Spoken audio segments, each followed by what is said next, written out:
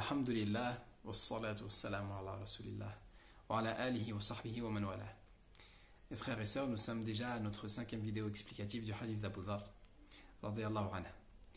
Aujourd'hui, dans cette courte vidéo, nous expliquerons le 5e conseil qu'a fait le prophète sallallahu alayhi wa sallam à Abu Dharr, qu'Abu Dharr nous rapporte en disant wa amrani an aqul al-haqqa wa in kana murra. Il m'a ordonné de dire la vérité, même si elle est amère. Je ne pense pas que le plus propice ce soit de faire un long cours dans lequel on expliquerait l'importance de dire la vérité ou la gravité du mensonge. Il y a beaucoup de rappels et de prêches sur internet qui traitent le sujet et vous pouvez vous y référer. Le sujet qu'on développera aujourd'hui, c'est vraiment celui qui est cité dans le hadith, de dire la vérité même si elle est amère. La vérité n'est pas toujours amère. Il y a des vérités qui sont faciles à dire et faciles à entendre. Il y a des vérités qui sont faciles à dire mais pas faciles à entendre. Et il y a des vérités qui sont difficiles à dire. Eh bien, parmi les types de vérités qui sont amères, il y a amère pour celui qui les écoute. Il y a le fait que on se voit présenter nos défauts. Une personne nous dit par exemple, voilà, j'ai fait attention, j'ai constaté que tu as eu tel et tel et tel comportement, je crains qu'il y ait dans ton comportement de l'ingratitude par exemple.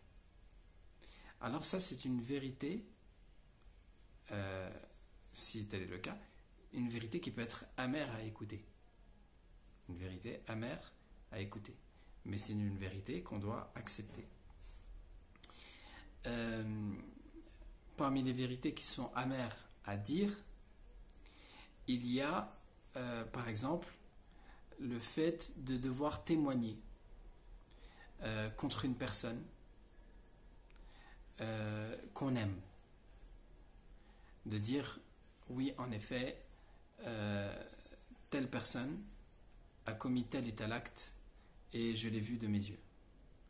Par exemple au tribunal, si on est interrogé, ou bien de dire oui, je sais que telle personne en effet était à tel endroit, alors qu'on sait que ça la met dans une difficulté, mais on a le devoir de dire la vérité, et le faux témoignage est un grand péché. La vérité qui peut être amère à dire, c'est aussi le fait de dire je ne sais pas. Je ne sais pas. Tu es interrogé et tu pourrais avoir des éléments de réponse, mais clairement tu ne maîtrises pas le sujet, alors tu préfères dire je ne sais pas. C'est une vérité qui peut être amère à dire. Reconnaître sa faiblesse, reconnaître ne pas savoir. Je ne sais pas.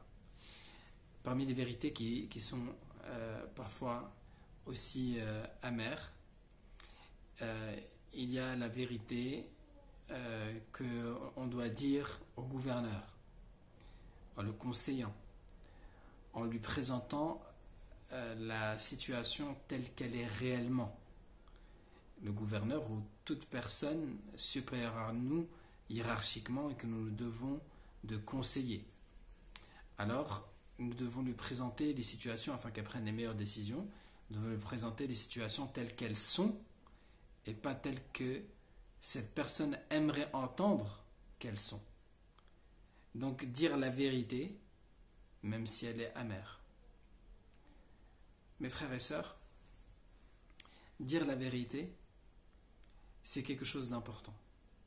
Cela nous permet d'être en accord et en paix avec nous-mêmes.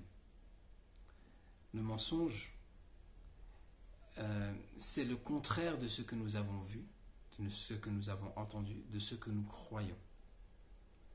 Le prophète sallallahu alayhi wa sallam nous dit, le mensonge mène à la turpitude. Subhanallah. Donc, le mensonge, c'est quelque chose qui mène au péché. Et la personne, elle ne cesse de mentir jusqu'à ce qu'elle soit citée comme menteuse auprès d'Allah Azza wa Jal. Le prophète sallallahu alayhi wa sallam, dans un hadith, il nous dit même, c'est-à-dire le contraire du fait de dire la vérité, même si elle est amère, il nous dit ne mentez pas pour faire rire les gens.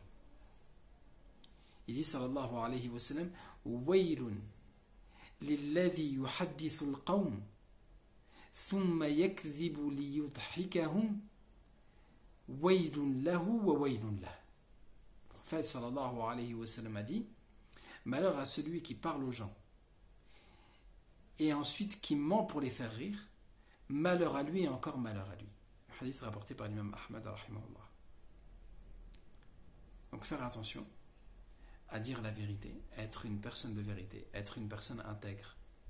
Cela rejoint un principe que je vous ai cité précédemment, de ne pas laisser les événements et les influences et les situations agir sur nous et transformer qui nous sommes, agir sur nos valeurs. Mentir, finalement, c'est trahir nos valeurs. Il n'est pas croyant celui qui ment volontairement. Cela a été cité dans beaucoup de hadiths. Il n'est pas croyant, ça veut dire qu'il n'a pas la foi complète. Il n'est pas totalement croyant. Alors faisons attention à être, Inch'Allah ta'ala, parmi les vrais croyants. Et à essayer de nous entraîner à ne pas mentir, même pour plaisanter. Et à dire la vérité, Inch'Allah. Subhanakallah wa bihamdik. Ashhadu an la ilaha illa ant. Astaghfiruka wa atubu ilayk. Walhamdulillahi rabbil alamin.